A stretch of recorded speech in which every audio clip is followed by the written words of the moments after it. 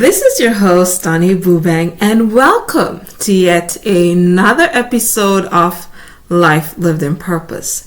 Now, today's topic that I will be doing is about staying committed to the journey that God has ordained for you. Whatever the purpose, promises, and plans for your life that you are fully aware of and that you have now decided to walk out, I want to encourage you today with this message to stay the course, stay committed, and whatever you do, don't give up. So there are many things that will distract you in this world or even in close relationships around you. They may be, the ones that always have an opinion about your life, when in all honesty, you are aware of what God's vision is for your own life, right?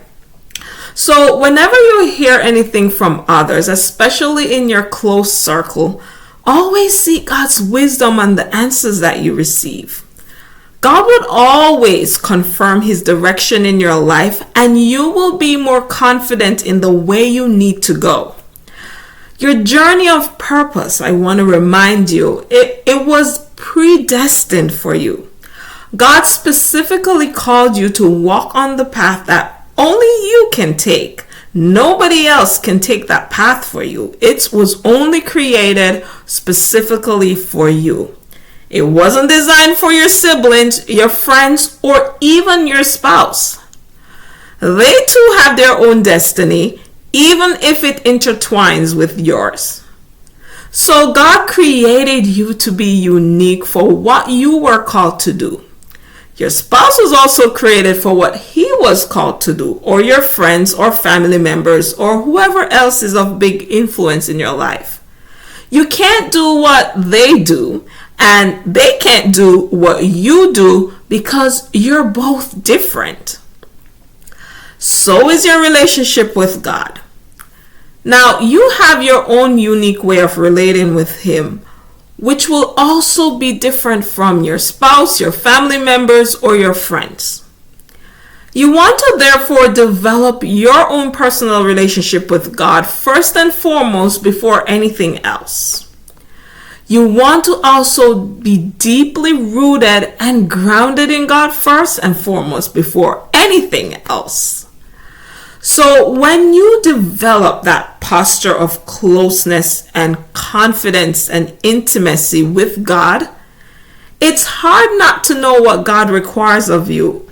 And it also becomes even easier to navigate through distractions, especially with close relationships. We can easily be tossed back and forth with decisions from everyone telling us what's best for our lives, when they really can't fully direct us without us knowing first what God requires of us.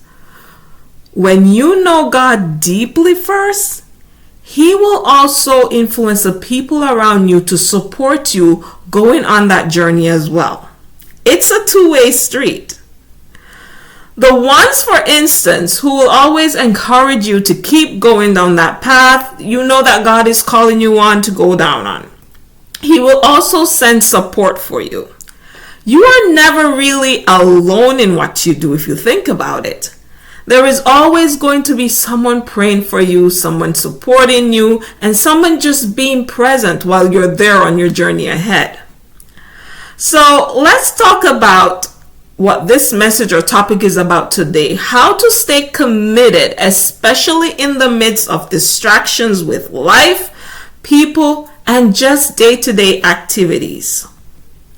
So the first thing that I recommend is to surrender each day to the Lord. As you surrender the day to Him, ask Him how to fully walk each day without the distractions.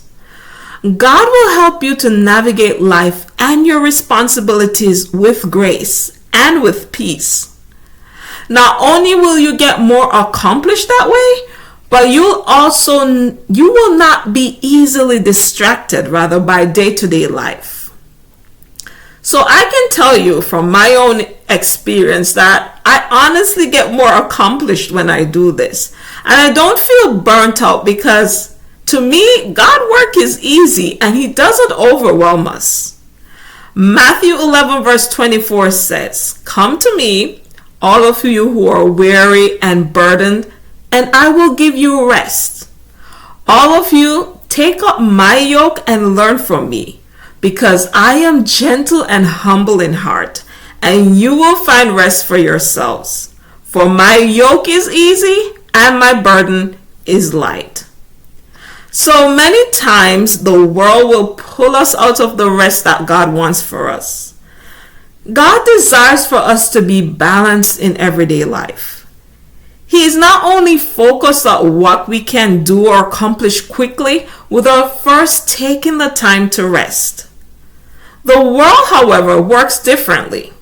Everything is about rushing to get things accomplished quickly without the need for rest. We know of that in the world that we now constantly live in, and see that everything is just about going and going and going nonstop.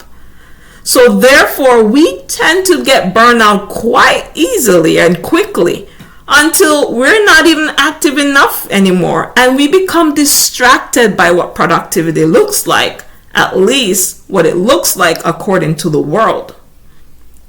So this is actually different with God. God helps you to navigate the day peacefully with rest. You will always find out that you are able to do a lot more when you do things this way. Try it for yourself.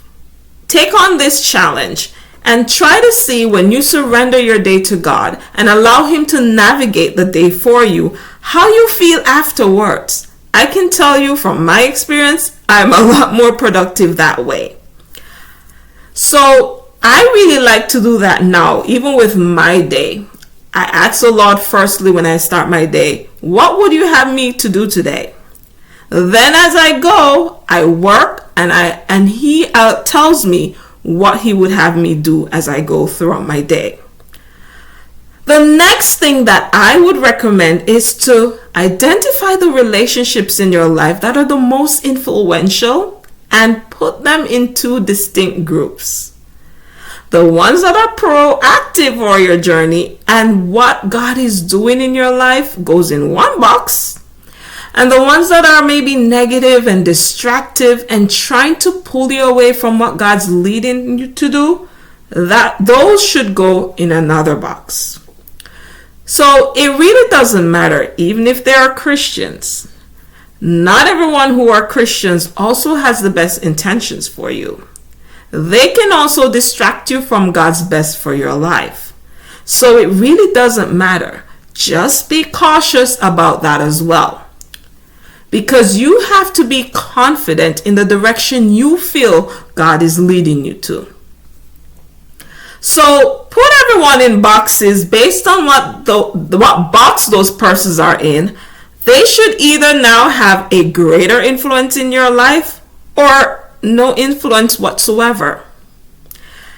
Now, I have met several persons on my journey that have similar stories as mine. Sometimes we allowed the influence that we had at the time to dictate what road or path to take, only to end up on a not so adventurous journey right off of God's path for us. The consequences of that action can lead us to somehow later feeling disconnected from it, because it really wasn't what God was calling us to do, or it really wasn't who we are or who we were created to be in the image of God. So be cautious about that when it comes to people in your circle. Even if they mean well, you still have to seek God's wisdom at all times. It really doesn't matter. Seek God's wisdom every time you get advice from others, so that you know whether or not you're going on the right path or they're a distraction and they're trying to take you off of God's path, even with good intentions.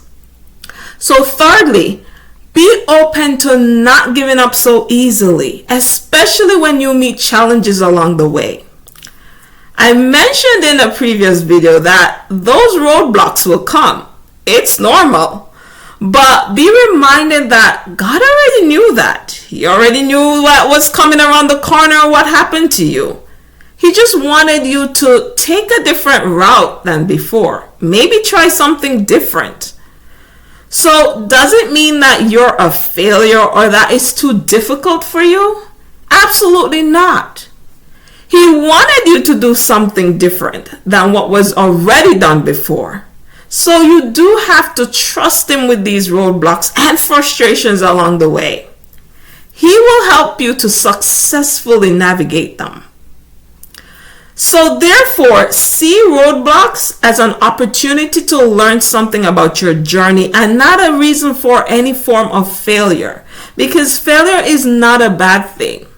It's actually a tool that God uses to strengthen us for the journey that we have ahead of us.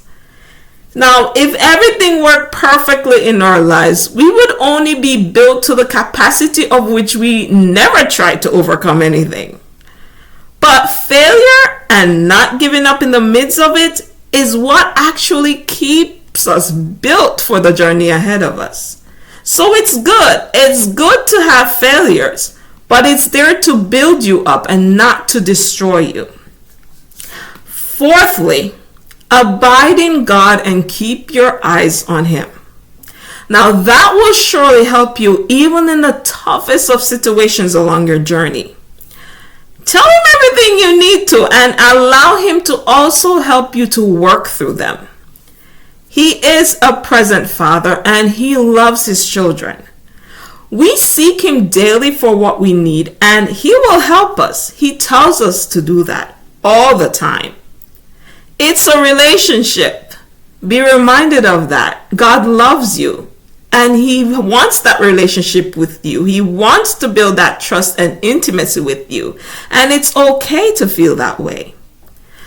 The reason I stress the importance of this stage is because it will actually keep you focused on the course ahead of you, especially when in situations where you may not be able to see the light at the end of the dark tunnel.